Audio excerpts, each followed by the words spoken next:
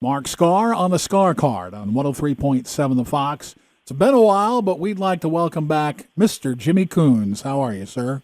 Marcus Aurelius, I am fine. How are you? I'm just dandy. I think the last time we spoke was for Tightrope, so it's been a while. Oh, there you go. Well, yeah. What year was that, by the way? I got stumped on an interview the other day. I couldn't remember. 2020. 22, maybe? One or two. 22? Yeah. Okay. Time flies when you can't remember dates, something like that. We want to talk about the Kunes Clark Band. I've known you for years, but I don't know anything about Angus Clark. How did you guys connect? You know, we met in New York City at a place where he actually met his wife, and he was a bartender there. And I had another friend that I was in. We would go in after work. I was in fashion back then. And I was working at Jennifer Lopez at J.Lo. Her fashion, Sweet Face Fashion was her clothing line. And anyway, we would always adjourn at this place called Virgil's Barbecue on West 44th Street, which was just up from where I worked and around where my friend worked. And Angus was in there one night, and we just kind of like said hello to each other. And then I think we found out, I think he was with the TSO. Yeah, he had to be with the TSO back then. Because I think this is going to be his 24th year. The New York microcosm of the music scene, I think that either I met Paul McGilloway to Angus or vice versa, and Paul being my wonderful lieutenant in our Freed Live band, and Jimmy Kunes band. And we were doing a lot of work at B.B. King's at the time, opening for Richie Kotzen and Mr. Big, and it was kind of a cool scene for me because I was close to the club. And when the opener would cancel, they need someone last minute, I could pretty much pull it together. Or then, Freed Live and Jimmy Kunes Band, we did some headliners there and stuff like that. But Angus and I had this Mark III band together. And there was a big rehearsal space on 8th Avenue and 39th Street called the Music Building. And everyone had a space there. And we were supposed to be rehearsing one day for the Mark III thing, which was a purple David Coverdale, Glenn Hughes era version of the band. And the bass player couldn't show up at the last minute. And so not to be deflated, Angus said, hey, I've got these 3 demos. Would you want to take a look at them? And the 3 demos being, and fully formed demos, I might say, by the way, really, really good stuff. And I was, of course, knocked out. It was Cross to Bear, Release Yourself, Let It Begin, which was the first one.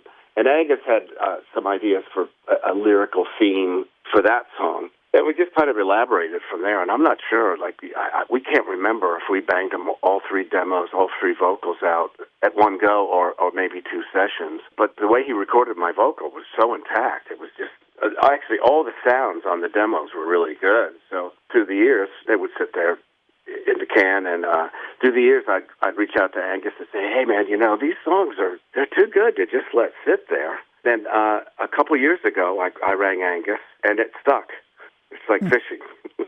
And the hook stuck anyway. And he had the time and the inclination, and so did I. And also, since the time when we recorded in the city, we were both in the city then, I've since moved to North Jersey, and Angus is here.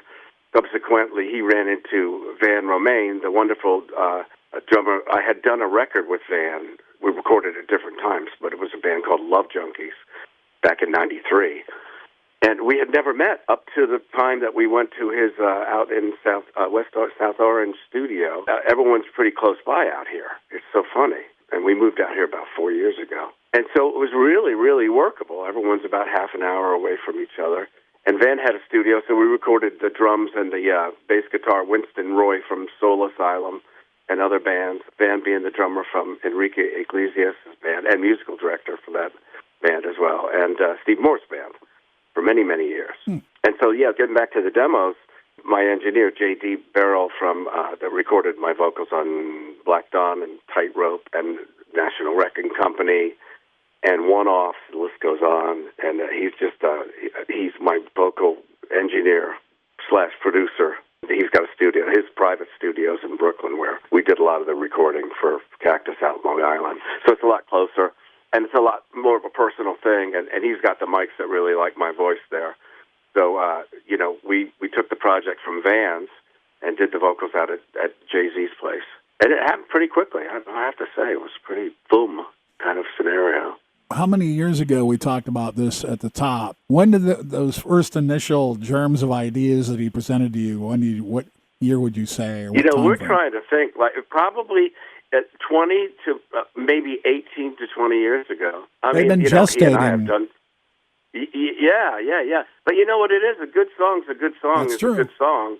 Yep. And actually, Josh, the engineer, Jay-Z, we were like, well, you know what? Everything sounds good on here. I think Angus played bass on the demos, and there were some live drums. But you know what? Angus had the vision of replacing the demo rhythm section with Van and Winston, and he was right. Continuity-wise, it really holds together. And the thing that I'm real tickled about the record is, like, it really shines a lot of different areas musically. Cross to Bear is really kind of like, almost like a honky-tonk kind of thing. And then there's heavier riffs like Release Yourself, Dead of the Night. There's real, like, kind of spacey Hendrixian kind of things like in Drift. We're really, really pleased with the way the record turned out. I've been playing it a lot, and Angus, all of us have. So that's a good litmus test for something that you've done if you want to listen to it. Sometimes it takes a little while because you're so close to it, and you're too analytical about it. Sometimes you step back, and because a lot of records that I've done, Tightrope being one of those, which I was involved with the mixes back and forth and stuff. And, it takes a while for you to have an objective viewpoint and a clear sort of like ability to listen without being too pragmatic. Would that be it's kind of a personal thing. So we're talking to Jimmy Kunes about the Kunes Clark Band record. And how did you get with Deco Entertainment? Because they put out a lot of cool stuff. Yeah, you know what? And day by day, you notice that, like, that they have a Slash thing that they're doing on there. They have Nectar. They have some really cool acts. Actually, a friend of ours, Keith Ross, is doing a revitalized version of the Dictators with our friend Albert Bouchard, and we're label mates. And another New Jersey friend, a great friend, he used to do the Underground Garage. I think it was called Electric Ballroom and Ozzy's Boneyard. I think he still does the Boneyard. But, he's a big supporter, a great guy, great musician, great singer. And so we see him every once in a while out here. He lives pretty close to our friend Mark Weiss, the rock photographer. Mm-hmm. And what were we talking about, Mark? Deco Entertainment. All over the place. Yeah, Deco Entertainment. Yeah, okay, that's what it was. So the funny thing about that was I had met Charlie through Keith backstage at B.B. King's when I met Punky Meadows and the boys when Angel played there. But what happened was Angus did a project with D.D. Verney. Okay, right. From Overkill. From Overkill. Yeah, and actually that project is also under the Deco umbrella. And they did it we just went out to see Paul Weller out in Red Bank at the Count Basie Theater. And the keyboard player was Charlie Cav from the label. And Angus and he really hit it off. And Charlie said, hey, listen, if you've ever got anything you want to put out, let me know. I've got a pretty nifty little label, which they really are. Mm-hmm. And the sort of circuitous thing about what we're talking about is I found an old message from Charlie that dated around the time that we met backstage. Hey, I've got a label. If you've ever got anything, who puts out your solo stuff? And so I was like, wow, almost like kismet. But somehow I never saw that message. So I want to do some remastered versions of my first and second solo records.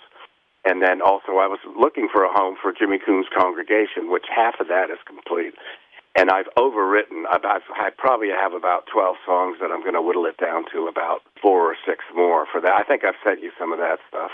That was some of the stuff that I did during the Humble Pie Live sort of period. Bucket and I got us in the studio for us to make a little bit more spending money, living money. And anyway, so I'm sitting on 4 tracks from that, and I will finish that when I get over this sort of promotion cycle for the Kunes Clark Band. Talking to Jimmy Kunes, let's talk about the video for Step Up, Step Aside. The label is really intact. They have all the departments are really, really efficient. All the communication angles were open, and Angus kind of had the initial idea about cars and women, the universal theme, isn't it? About just from the lyrics. And I had some ideas. I tried to film some personal videos, content, Angus soloing in the studio. so that we could intersperse within the video. But we needed a video when it came down to everything was being manufactured. And so, it was my idea of looking, seeing the Kunes Clark album down on a turntable and picking up the needle and starting to spin. So they kind of approximated that, how the album cover is spinning at the beginning. And then just kind of juxtaposing the lyrics against the visual content. And I think it comes off all right, just for a promo video. So we'll see in the future. Maybe we'll do a video for another single. We're always looking at things, see what we're going to do next, Talking with Jimmy Kunes, let's shift gears again and talk about DBK, your project with Greg DiBenedetto. And we've been playing, as far as I know, we're one of the few, if only, radio stations in the country that are playing that stuff. And I think so. Yeah, it's pretty cool. We got exclusivity going on here. I like it. Yeah, thanks. Thanks very much, by the way. Yeah, well, thank you, because people, we see the stats after the show airs. We're just blown away by the people that are listening out on the East Coast to catch those tracks as they're happening. It's pretty cool. That's great. Yeah, that's really great. That's good to know. Again, this was pre-pandemic. Greg and I, to our friend Night Bob. Night Bob being he was the long-standing Aerosmith sound man, and he's worked with Ace Frehley. He's worked with everyone. He does a lot of work with Led Zeppelin. But he's always been a big Jimmy Kunes supporter. God bless him. He's loaned me Marshall tops when I played with Simon Kirke down at Don Hills. But, Greg and Night Bob are in the same building. I think Greg had played him some raw tracks, just music tracks. He said, I want to put some vocals on here. But I said, and Night Bob, God bless him, Jimmy Kunes, you want Jimmy Kunes. Night Bob knows me. And the songs are right up my alley. It could be a split project almost. There's a real heavy side, and then there's almost a real. I never really liked labels. I like people to kind of make up their own mind. You know what I mean? Mm-hmm. But there's almost an Americana, Nashville type side. Some of those songs are on YouTube. Oh yeah. Greg put those up there. Greg, and we're trying to play some stuff, for maybe some soundtracks and stuff, because we figured when we started working on it, I was there's a song called Liberated Blues. I'm not sure if we sent you that or not. Can't remember. And it's it almost could be it could be an opening soundtrack title song for a Civil War era film. But for the way that Greg writes, it's just real. He just really taps into a wider sort of, how would you say? It's very, very palatable. Like a mass appeal, but not selling out. Yeah. Exactly, yeah. And with the way that I've always approached lyric and melody songwriting, typically I like people to give me just the music. If I'm working on a side project or something like that, give me the music, we'll split the publishing down the middle 50-50. And but the colors and the major or minor of a song, it always dictates to me what the lyric context is going to be. I just love working on new material and working on new projects. And a couple things that came out of the Kunes Clark Band was just from on the strength of that. So, yeah, I'm really lucky. I get a chance to write and to collaborate with different people, and I love doing that because it throws yourself different curves. Jimmy Kunes, I'm Mark Skaar on the Skaar Kaard on 103.7 The Fox. Thanks again. Thanks, Mark.